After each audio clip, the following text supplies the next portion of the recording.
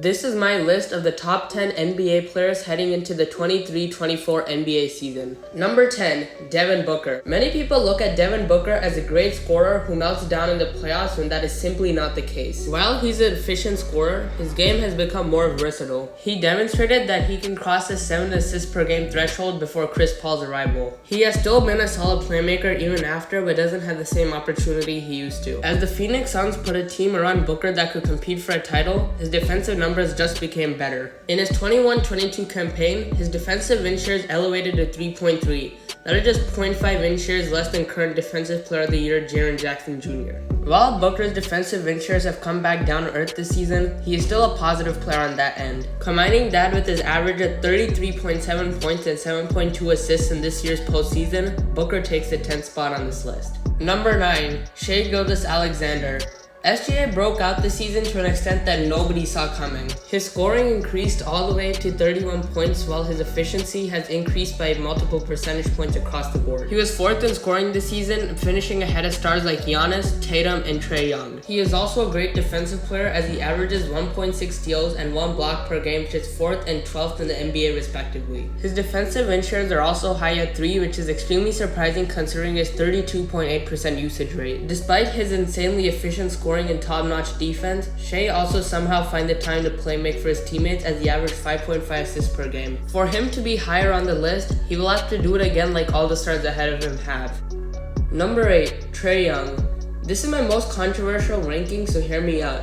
Trae Young is one of the most potent offensive players in the game right now. Many people seem to forget due to his underperformance this season, but he led the league in points and assists last season. He has also proven that he can take a team far in the playoffs when he took the Hawks to the conference finals in 2021. To do that, he swiftly took care of the Knicks in 5 and took care of Philly in 7 while averaging 29 points and 10.9 assists. Trae Young's defense continues to be a liability for his team, and as long as that weakness exists, it will be tough to rank him any higher. Number 7, Kevin Durant.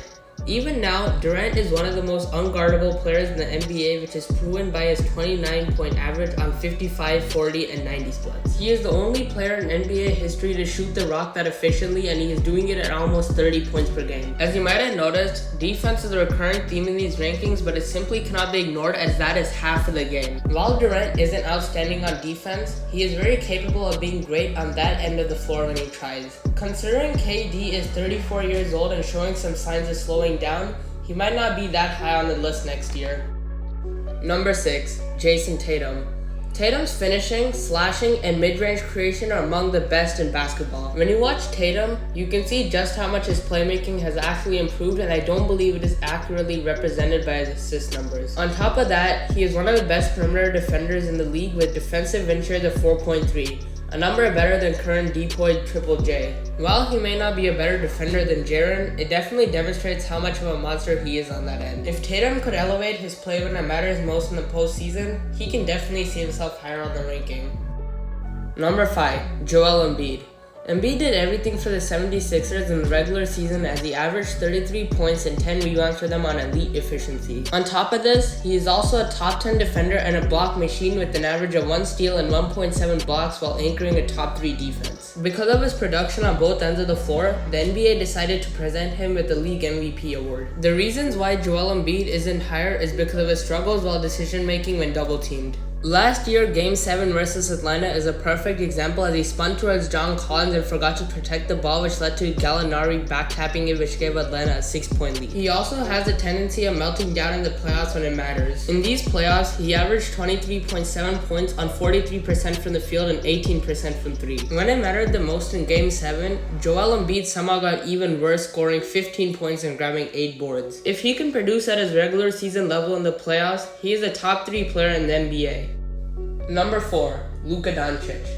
I was going back and forth deciding whether Luka should be in the 3 slot, but ultimately, I decided the player ahead of him is barely better. Luka is an elite player and is scoring and distributing around another level. Luka's all-around game is reminiscent of LeBron's 5th season, but when you consider he is scoring, rebounding, and assisting more, it is hard not to place him this high. Luka has also improved his on-ball defense to a great extent, and when watching him, he is able to consistently stay in front of ball handlers. He's also proven to be a playoff performer, but for him to rank higher, he will need to take his team far in the playoffs, something the players ahead of him had done. Number 3, Stephen Curry. While this spot could have been Luka's, I decided that Steph is just a little bit better. He isn't considered one of the best scorers in the league, which to me is ludicrous considering he's almost averaging 30 on nearly 50, 40, and 90 splits. His off-ball movement and attention from defenses open the floor up for his teammates to make plays. Steph can also playmake well for his team, which I don't think is fairly represented by his assist numbers since Draymond Green is their primary playmaker as their point forward. Steph's defense has taken a significant leap from a few years prior, as now he's a solid on-ball defender and he's a plus on that end of the floor. Curry might be the most conditioned NBA athlete right now, which explains how he's able to move as frequently as he does and sustain till the end of the season. Number 2. Nikola Jokic.